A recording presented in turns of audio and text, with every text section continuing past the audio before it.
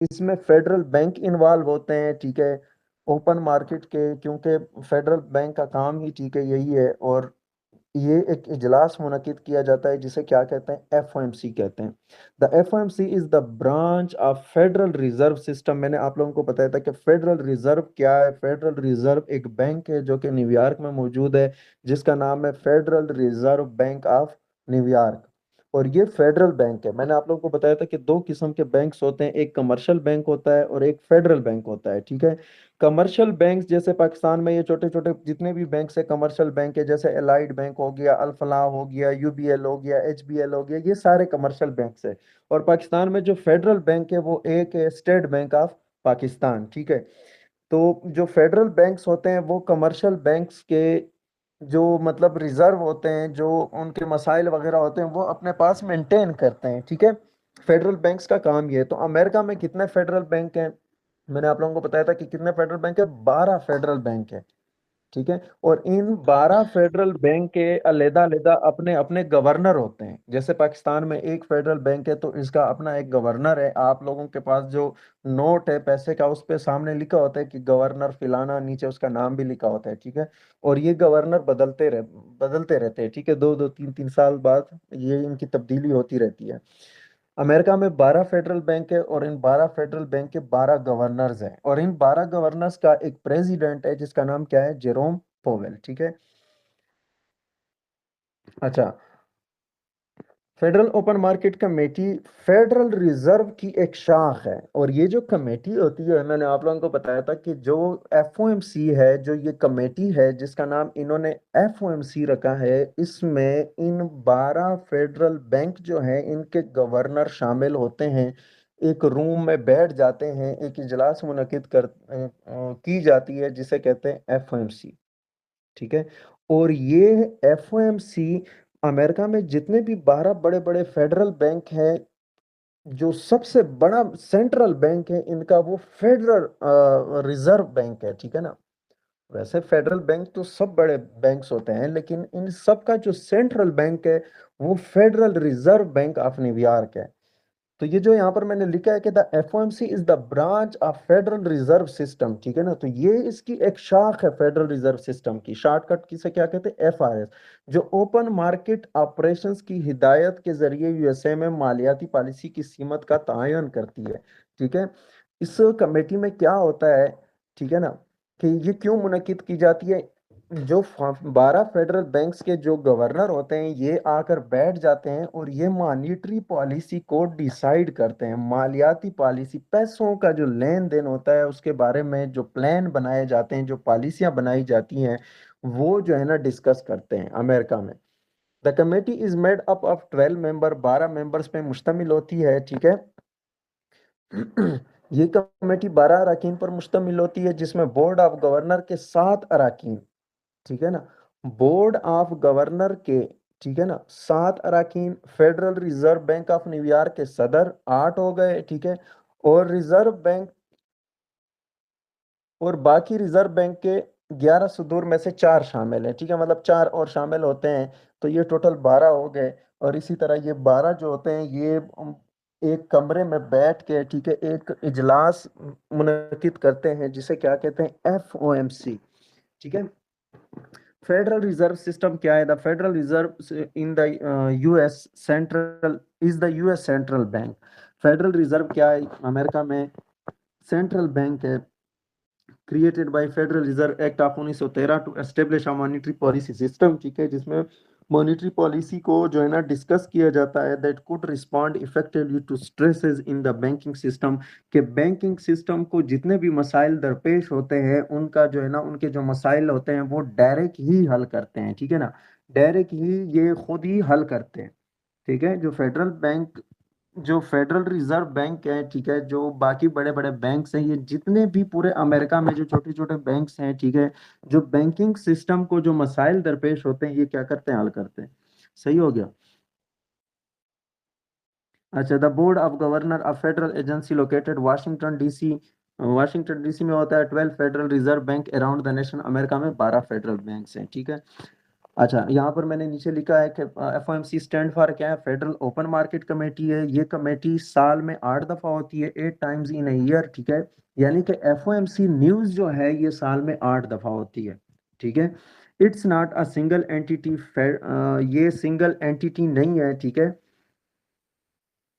जो एफओएमसी है ये सिंगल एंटिटी नहीं है। और जो फेडरल बैंक है अमेरिका में ये भी सिंगल एंटिटी का ये मतलब है जैसे पाकिस्तान में एक फेडरल बैंक है, ठीक है, state bank of Pakistan. America में एक फेडरल बैंक नहीं है, अमेरिका में 12 फेडरल बैंक है, इसलिए it's not a single entity. Group of 12 federal banks, यहाँ पर नीचे मैंने लिख भी दिया है कि 12 फेडरल बैंक्स का ये ग्रुप होता है। मेजर जो है ना, जो इनका मेजर बैंक है वो कौन सा है, federal reserve bank of New York. आगे मैंने लिखा है कि what is monetary policy, monetary policy क्या होती है। Monetary policy in the United state comprises the Federal Reserve action and communication to promote maximum employment, stable prices and moderate long term interest rates। उस दिन भी मैंने बताया था कि मॉनेटरी पॉलिसी का क्या मकसद है, ठीक है। मतलब हम के जो कहते हैं कि पैसों के बारे में जो पॉलिसियां बनाई जाती हैं, इसका क्या मतलब है। इसका ये मतलब नहीं होता कि हम सारे पैसे जो है ना चोरी कर लें, भाग जाएं, लेकिन इसका ये मतलब होता है कि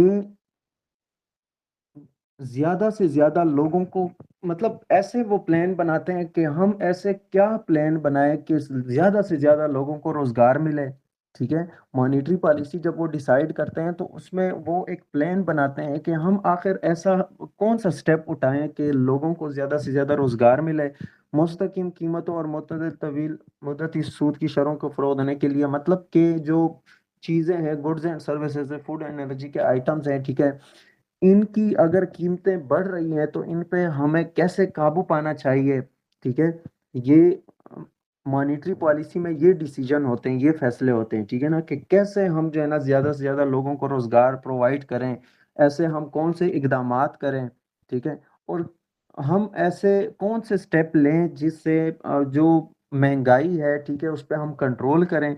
और जो and moderate long term interest rate, जो मतलब कि एक दरमियाना अ, शरह सूद जो लगाते हैं, ठीक है, इंटरेस्ट रेट जो होता है आगे आ रहा है। उस दिन भी मैंने समझाया था कि इंटरेस्ट रेट किस चीज को कहते हैं, शरह सूद को कहते हैं। सूद क्या होता है, ठीक है, कि आप एक कर्जा लेते हैं, कर्जे के बदले में जो आपके ऊपर एक परसेंटेज लगाया जाता है कि आपने इतना वापस देना होगा, इसके ऊपर आपको इतना परसेंटेज वापस देना होगा, तो इसे क्या कहते हैं, शरह सूद कहते हैं, इंटरेस्ट रेट कहते हैं, ठीक है ना, परसेंटेज जो लगाया जाता है। तो मॉनेटरी पॉलिसी में ये डिसीजंस होते हैं, ठीक है।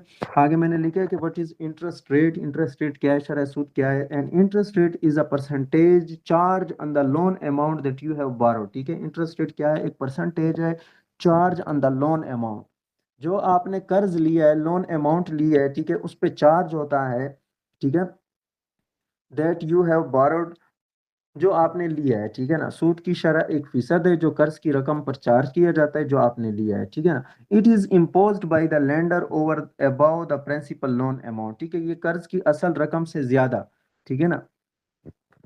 यानी कि जो आपने कर्ज लिया है उससे ज्यादा जो है ना आपको वापस देना होता है। आपने लाख लिया है तो आप 1,10,000, 1,20,000 जितना परसेंटेज लगाते हैं ओरिजिनल अमाउंट के साथ मल्टीप्लाई करके, ठीक है ना।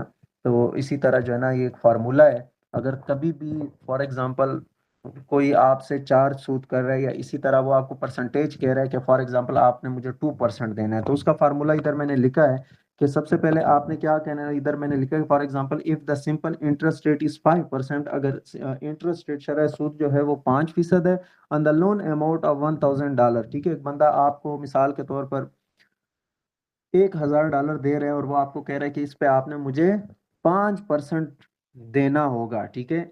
और आपने वो $1,000 जो है ना 4 साल के लिए लिया है, कि ठीक है मुझे 4 साल के लिए $1,000 दे दो। तो अगला बंदा आपको कहेगा कि ठीक है, उसके ऊपर आपने मुझे 5% देना होगा। तो फार्मूला क्या है कि 5%, ठीक है, 5% मल्टीप्लाई बाई 1,000 मल्टीप्लाई बाई 40, तो $200 जो है ना सूद चार्ज होगा। यानी कि आपने जब बंदे को वापस पैसे देने होंगे तो $1,200 वापस देने होंगे, ठीक है। इंटरेस्ट रेट अब शरह सूद को क्यों ये बढ़ाते हैं, ठीक है। शरह सूद को, इस चीज को जरा गौर से सुने कि शरह सूद को ये क्यों बढ़ाते हैं, ठीक है। Higher interest rate increase the return on saving ज्यादा शरह सूद बचतों पर मुनाफा में इजाफा करती है, ठीक है। They also make the cost of borrowing more expensive, ठीक है।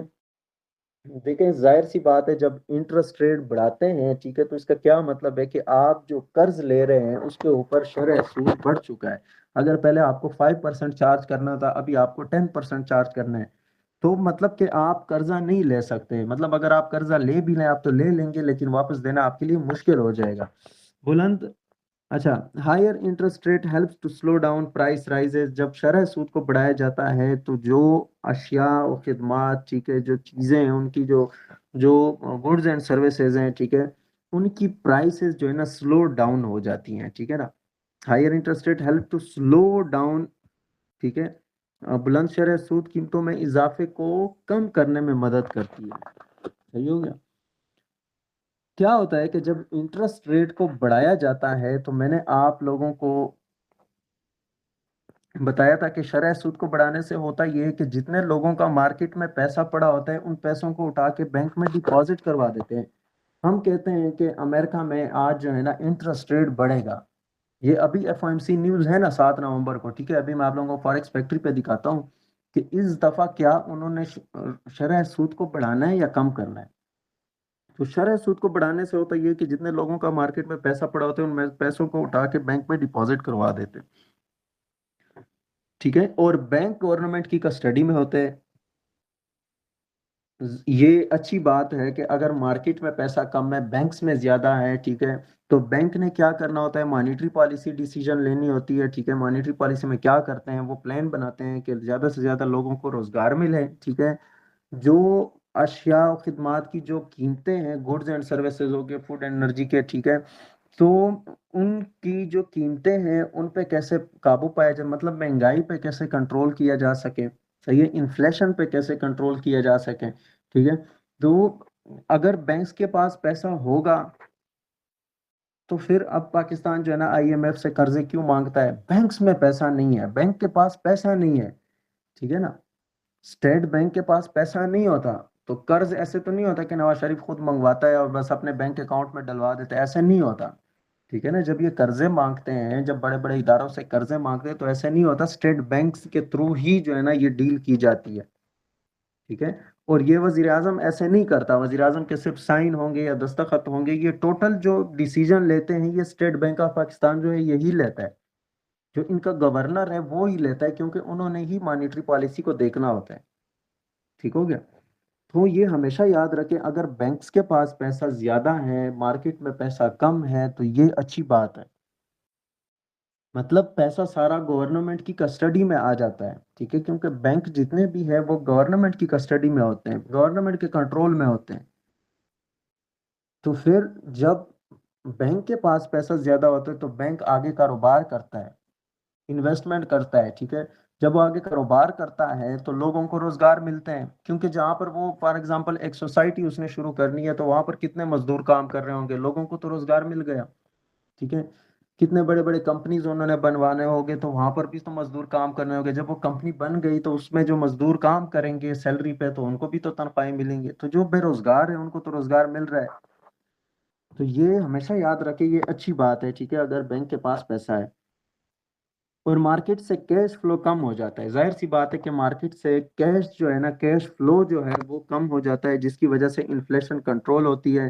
जाहिर सी बात है कि इन्फ्लेशन जो है ना, बेरोजगारी कंट्रोल में आ जाती है, ठीक है, लोगों को रोजगार मिलना शुरू हो जाता है। एक और तरीके से भी वो पैसा जो लोन का होता है, जो कर्ज का होता है, अपने पास ला सकते हैं मार्केट से कैश फ्लो कम करने के लिए, कि अपने गवर्नमेंट सिक्योरिटीज, अपने बॉन्ड्स को सेल आउट कर देते हैं, ठीक है ना। जो कभी कभी ये ऐसे भी कर लेते हैं कि मार्केट से जब वो कैश फ्लो कम करते हैं, तो क्या करते हैं, गवर्नमेंट के पास जितने भी सिक्योरिटीज होते हैं, बॉन्ड्स होते हैं, जैसे बैंक में बॉन्ड मिलते हैं, ठीक है, वो उसे बेच देते हैं, ठीक है ना, सेल आउट कर लेते हैं, बेचते हैं, ठीक हो गया।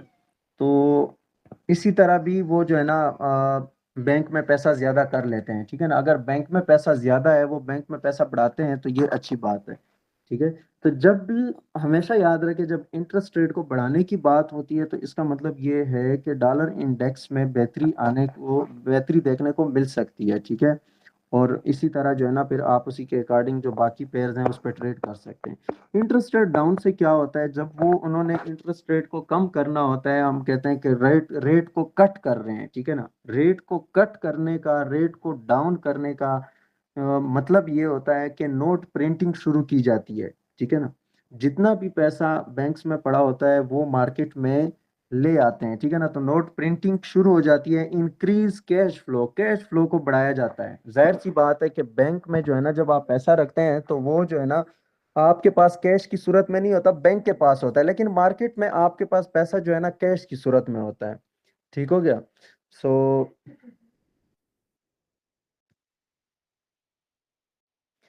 ठीक है ना, तो इसी तरह जो है ना वो इंक्रीज कैश फ्लो, जब भी रेट को कट करते हैं तो नोट प्रिंटिंग शुरू हो जाती है। जाहिर है, फॉर एग्जांपल मार्केट में जो है ना हल्ला गुल्ला मच गया, ठीक है, लोग जो है ना बस कारोबार इधर उधर पैसा इन्वेस्ट कर रहे हैं, बैंक कंगाल हो रहे हैं, बैंक से पैसा निकलवाए जा रहे हैं, तो नोट प्रिंटिंग शुरू हो गई है, ठीक है। लिक्विडेशन इंक्रीज, बैंक जो है ना कंगाल होना शुरू हो जाते हैं। लिक्विडेशन कहते हैं जीरो होने को, वाश होने को, ठीक है ना। बैंक बिल्कुल जीरो हो जाते हैं, और बैंक जब जीरो होते हैं तो बैंक आगे कर्जे मांगते हैं और मुल्क जो है ना कर्जों के तले दब जाता है, ठीक है। तो ये बैड फॉर करेंसी है, करेंसी के लिए अच्छी बात नहीं है, उस मुल्क की इकोनॉमी के लिए अच्छी बात नहीं है। When the economy show sign of weakening, ठीक है, जब मईशत कमजोर होने के आसार दिखाती है, such as rising unemployment, rising कहते हैं बढ़ने को, अनएम्प्लॉयमेंट मैंने पढ़ाया था, अनएम्प्लॉयमेंट कहते हैं बेरोजगारी को। जब बेरोजगारी बढ़ जाती है, are slowing the growth, are slowing growth, ठीक है ना। जैसे कि बढ़ती हुई बेरोजगारी या तरक्की की रफ्तार में कमी, ठीक है ना। यहाँ पर मेरे ख्याल में मैं एक लफ्ज भूल गया, यानी कि फॉर एग्जांपल मुल्क एक तरक्की की राह पर है और उसमें जो है ना कमजोरी आ गई है, इसी तरह बेरोजगारी में इजाफा हो रहा है, तो वो क्या करते हैं, वो रेट को कट करना शुरू कर देते हैं, ठीक है ना। मतलब बैंक से जो है ना नोट प्रिंटिंग शुरू कर लेते हैं। इसी तरह क्या करती है द एफईडी जो है, लोअर इंटरेस्ट रेट टू इनकवरेज, और एफईडी जो है ये जो आपके फेडरल रिजर्व हैं, ये क्या करते हैं, कर्ज लेने और खर्च करने की हौसला अफजाई के लिए शरह सूद को कम करता है, ठीक है ना। तो क्या होता है कि हर बंदा कर्ज लेना शुरू कर लेता है, वो शरह सूद को कम कर लेते हैं, ठीक है ना। बोली लग जाती है कि पहले तो यार लाख रुपए पे वो 10% चार्ज कर रहे थे, अभी 2% चार्ज होगा। तो हर बंदा कर्ज लेता है, हर बंदा कर्जे के तले दब जाता है, ठीक है। तो ये जो है ना इनको एक हौसला अफजाई मिल जाती है, इस तरह मुआशी सरगर्मियों को फिरोग मिलता है, borrowing and spending thereby boosting economic activity. तो बहरहाल ये इसी तरह इन्होंने मॉनेटरी पॉलिसी को डिसाइड करना होता है, ठीक है। शरह सूद को कम ये लोग तब करते हैं जब ये चाहते हैं कि मार्केट में कैश फ्लो को बढ़ाएं, ठीक है ना। कि मार्केट में जब वो कैश फ्लो को बढ़ाना चाहते हैं तो वो क्या करते हैं, शरह सूद को कम कर लेते हैं, ठीक है। कि मार्केट में कैश फ्लो को बढ़ाएं, इसी तरह लिक्विडेशन को बढ़ाएं, इसी तरह वो शरह सूद को कम करते हैं, जो कि करेंसी के लिए अच्छी बात नहीं है। फेडरल बैंक की मैंने उस दिन मिसाल बताई कि फेडरल बैंक्स का रोल क्या होता है। The role of federal bank is to maintain reserve of commercial bank, जितने भी कमर्शियल बैंक हैं उनका रिजर्व जो होता है, ठीक है, उनके जो मसाइल होते हैं, जो भी चीज़ें होती हैं वो इनके कंट्रोल में होती है, वो उनको मेंटेन करती हैं। मिसाल के तौर पर एक ए बैंक है और ये एक बी बैंक है, ठीक है ना। मिसाल के तौर पर ए बैंक को एफओएमसी कमेटी जो इजलास बिठाया जाता है, ठीक है, वो हर हर बैंक को मिसाल के तौर पर दो 200 डॉलर उन्होंने एक रिजर्व बताया कि आपने इतना मेंटेन करना है, दो 200 डॉलर, ठीक है ना। तो मिसाल के तौर पर एक ए बैंक है और एक बी बैंक है। ए बैंक को इन्होंने टारगेट दिया है कि 200 डॉलर आपने मेंटेन करना है, बी को भी टारगेट दिए कि 200 डॉलर मेंटेन करना है। लेकिन जब ए बैंक ने मेंटेन करना शुरू किया तो 210 डॉलर किया, और बी बैंक ने जब मेंटेन किया तो 190 किया। अब इन्होंने टारगेट तो दो 200 डॉलर दिया था, लेकिन एक ज्यादा कर गया, एक कम कर गया। तो ये दोनों बैंक आपस में नेगोशिएट करते हैं, ठीक है ना। जब नेगोशिएट करते हैं आपस में तो फिर ए बैंक बी बैंक को 10 डॉलर लैंड करेगा। क्यों? ताकि ये 200 डॉलर अपने पास बराबर करे और ये भी 200 डॉलर। लेकिन जब ये 10 डॉलर भी बैंक को देगा तो स्पेसिफिक इंटरेस्ट रेट पे देगा, ठीक है। एक शरह सूद पे देगा, ठीक है, एक परसेंटेज लगा के देगा कि ठीक है मैं आपको $10 दे रहा हूं ताकि आपका रिजर्व जो है ना $200 का वो भी मेंटेन हो जाए, मैं भी अपने आप से $10 हटा रहा हूं कि आपके पास आ जाए, मेरे पास भी 200, लेकिन वो एक रेट बता देते हैं। अब bank lending $10 to B bank at specific interest rate after negotiation। अच्छा, ये जो एफओएमसी होती है, जो एफओएमसी कमेटी होती है, जो इजलास होता है, ठीक है, इसमें क्या होता है कि ये इनको टारगेट फेडरल फंड रेट देती है। टारगेट फेडरल फंड रेट का ये मतलब है कि आपने $200 मेंटेन करना है। ये $200 मैंने एक एग्जांपल लिखी है, ठीक है, ये इनको टारगेट दे देती है। और इन बैंक्स की कोशिश ये होती है कि इनको, ये जो इनका इफेक्टिव फेडरल फंड रेट है, ठीक है, इनको टारगेट के पास लाया जा सके। मतलब ए ने तो 210 पूरा किया था, बी ने 190 किया था। अब इनकी कोशिश ये है कि जो एफओएमसी कमेटी ने इनको टारगेट दिया उनके पास लाया जा सके, तो ये $10 बी बैंक को दे देगा स्पेसिफिक इंटरेस्ट रेट पे। तो इसी तरह वो अपनी जो है ना रिजर्व को मेंटेन करते हैं। इसी तरह ये मॉनेटरी पॉलिसी की डिसीजन होती है। और हम, जब मैंने आपको बताया कि जब रेट को कट करते हैं तो फिर क्या करते हैं, मार्केट को, मार्केट में कैश फ्लो इंक्रीज करना चाहते हैं। ठीक हो गया। जब बैंक के पास पैसा कम होता है, मार्केट के पास पैसा ज्यादा होता है, तो ये अच्छी बात नहीं है। ठीक हो गया। तो जब भी रेट कट की बातें होंगी तो इसका मतलब ये है कि अब इन्होंने क्या करना है, डॉलर को, अपनी करेंसी को इन्होंने क्या करना है, वीक करना है, कमजोर करना है। ठीक हो गया। तो अभी इस तरह, अभी जो है ना इस नवंबर को जो है ना वो एफओएमसी है। तो ये जो है ना,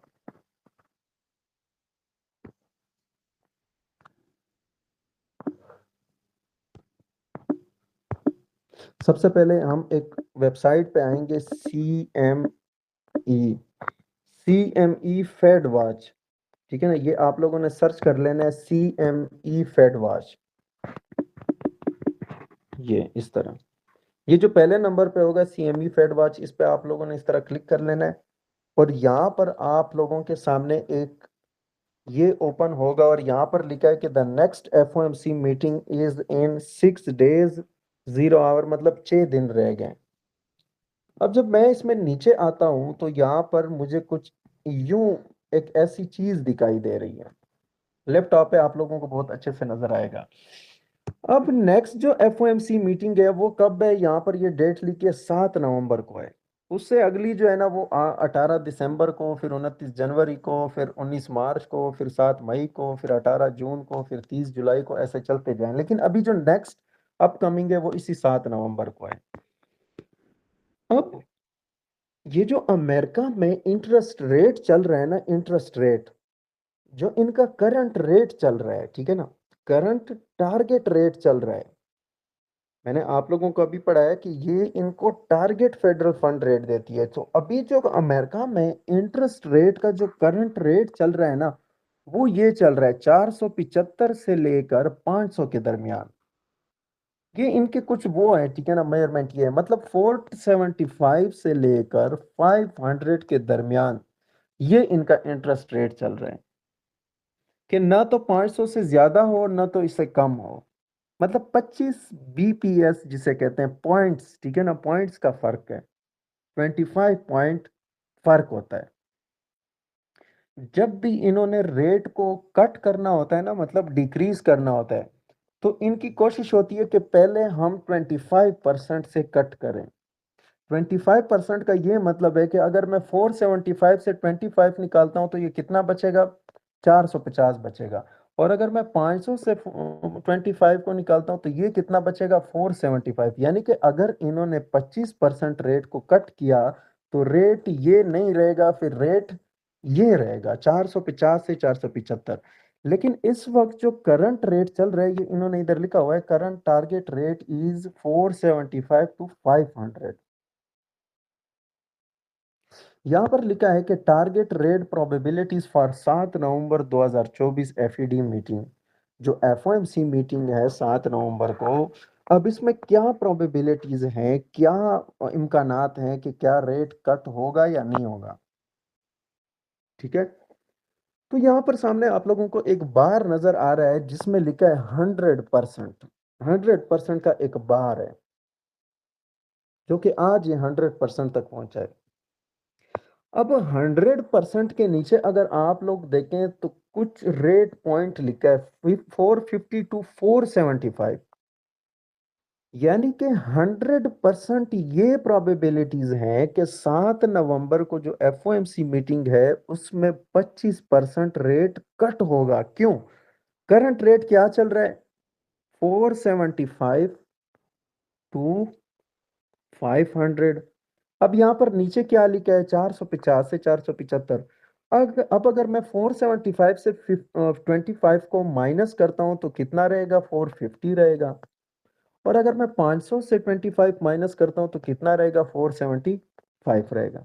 यानी कि रेट अगर 25% रेट कट होगा तो क्या रहेगा? ये चीज रहेगा, मतलब करंट रेट फिर ये रह जाएगा, ये नहीं रहेगा।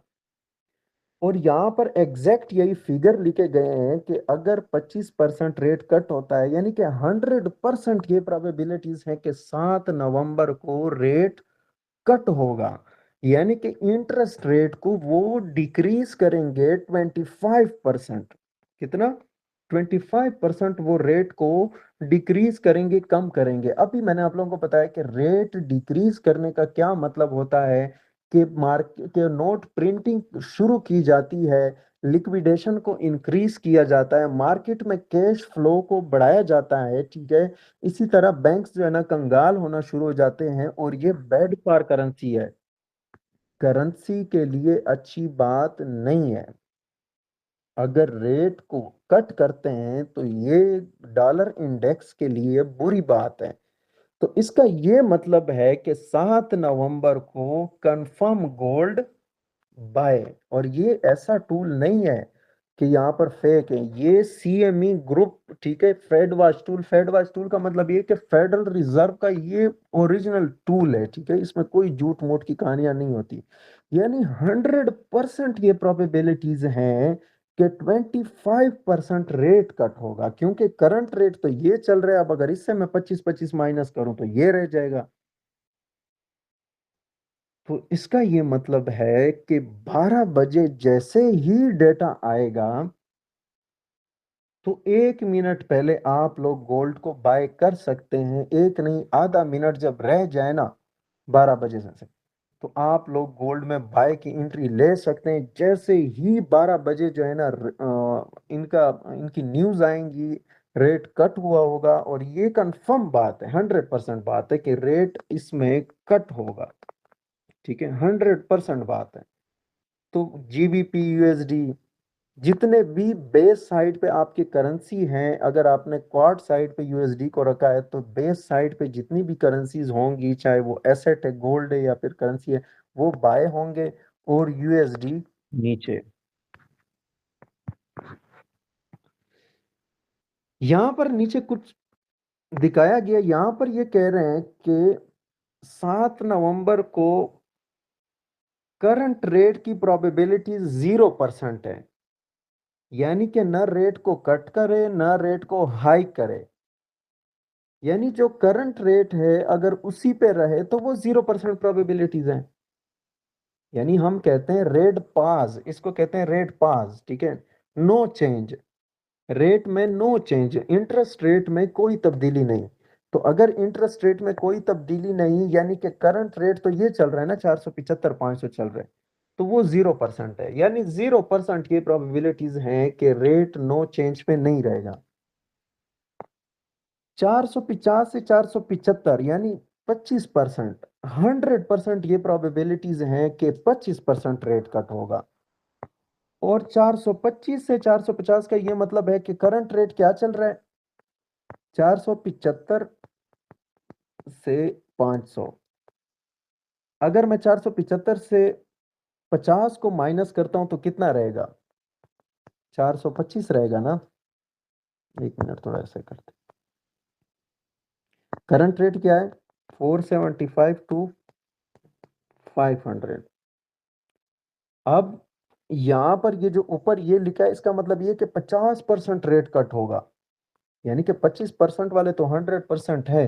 अब 475 में से 50 जब मैं माइनस करता हूं तो कितना रहेगा 425, और 500 में से मैं 50 माइनस करता हूं तो कितना रहेगा 450।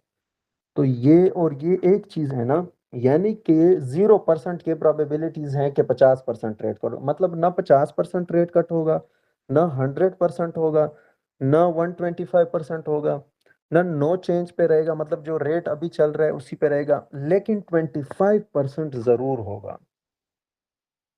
तो अब अगर हम फॉरेक्स फैक्ट्री पे आते हैं और फॉरेक्स फैक्ट्री में हम जो है ना इसी न्यूज को देख लेते हैं, ठीक है ना, तो ये देखें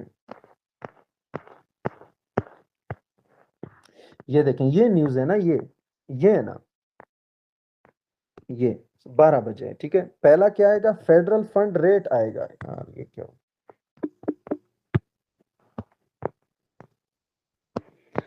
पहला क्या है, फेडरल फंड रेट है।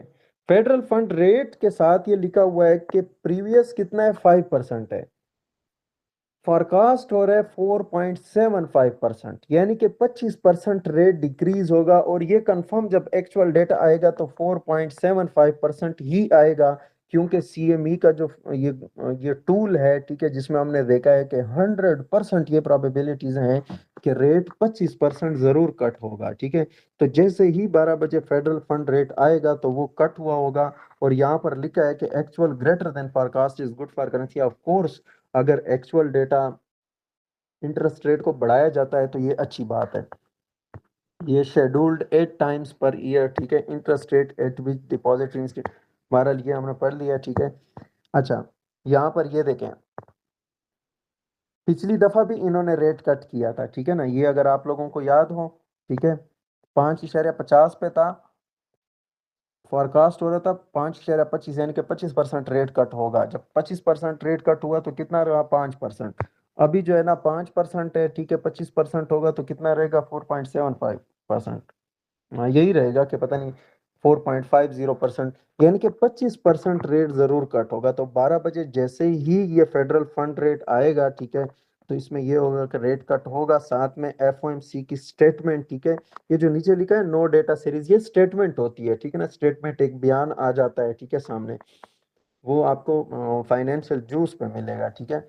और 12:30 बजे प्रेस कॉन्फ्रेंस शुरू हो जाएगी, वहां पर जो बातें होंगी, अगर प्रेस कॉन्फ्रेंस में ये बातें होना शुरू हो गई कि जो दिसंबर में नेक्स्ट कब है, नेक्स्ट एफओएमसी मीटिंग कब है, एक मिनट हम दोबारा जाते हैं, नेक्स्ट एफओएमसी मीटिंग कब है, 7 नवंबर के बाद, इधर ये लिखा हुआ है, ये देखें, मैं आप लोगों को दिखाता हूँ।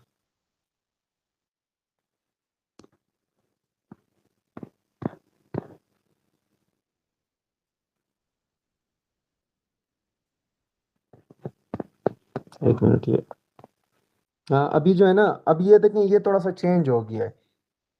अब ये देखें, अभी कुछ देर पहले, अभी जब मैंने ओपन किया तो यहाँ पर 100% था, अब मतलब 1.5% तो ये भी प्रोबेबिलिटी हो गई कि 50% भी रेट कट हो सकता है।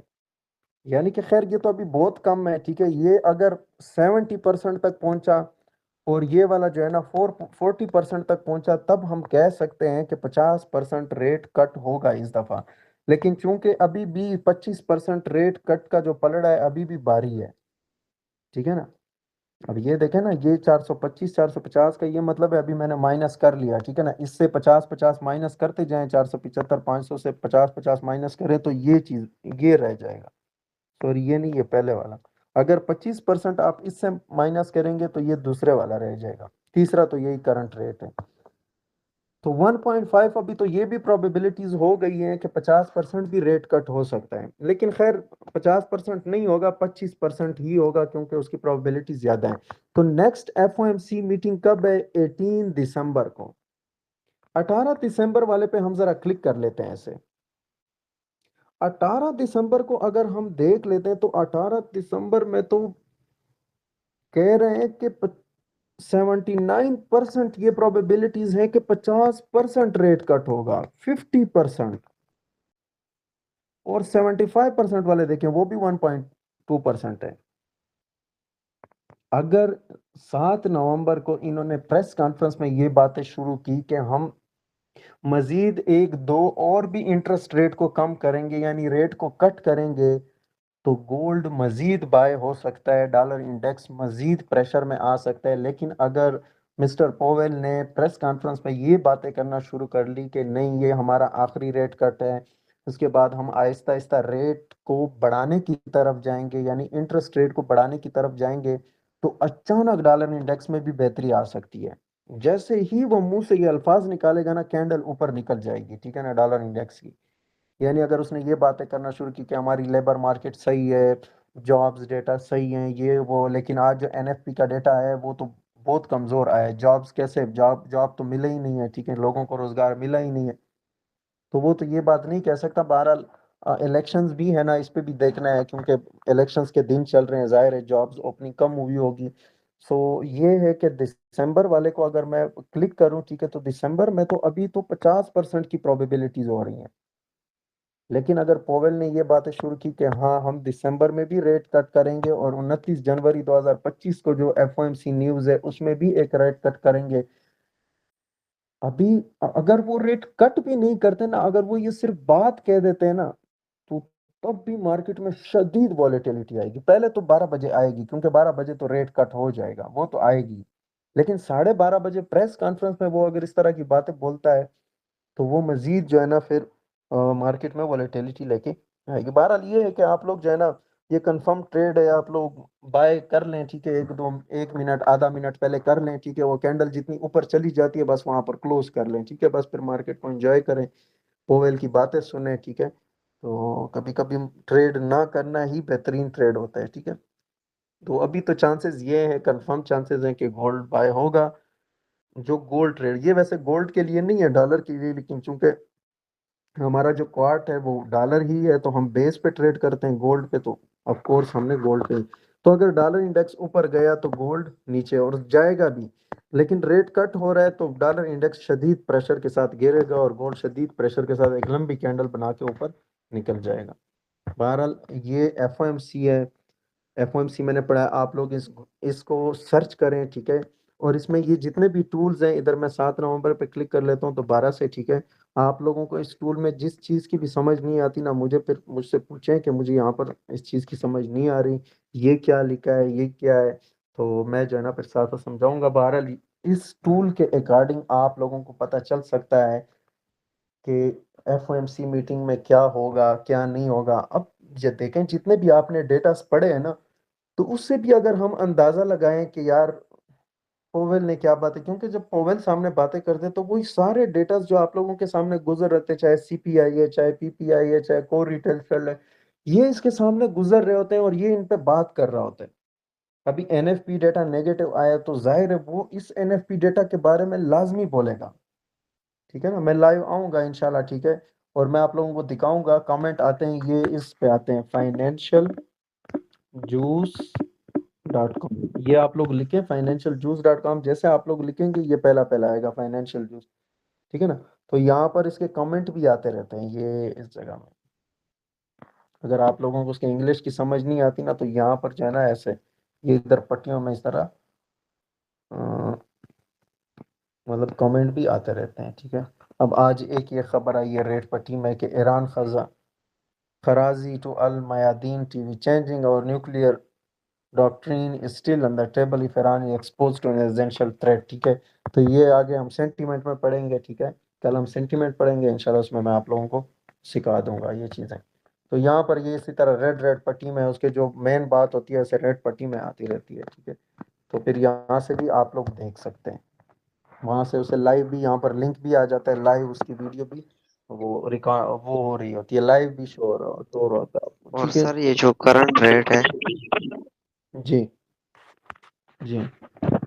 अगर यही मतलब करंट रेट ही आ जाए मिसाल के तौर पे, तो फिर बिल्कुल, डॉलर वेरी इंडेक्स का क्या होगा? Good question. अगर करंट रेट फॉर एग्जांपल आ जाता है, पहले तो आएगा नहीं, बिल्कुल सवाल ही पैदा नहीं होता। अगर मैं इसको देखूं ना, बिल्कुल 100% बात है, नहीं आएगा। लेकिन अगर कभी कभी ये होता है ना कि कभी कभी जब आप लोग देखोगे कि जब उन्होंने रेट को कट नहीं किया होता ना, तो करंट रेट के प्रोबेबिलिटीज बहुत ज्यादा होते हैं कि यानी कि रेट करंट रेट पे रहेगा। और ऐसे होता भी है, ठीक है ना, करंट रेट पे भी होता है।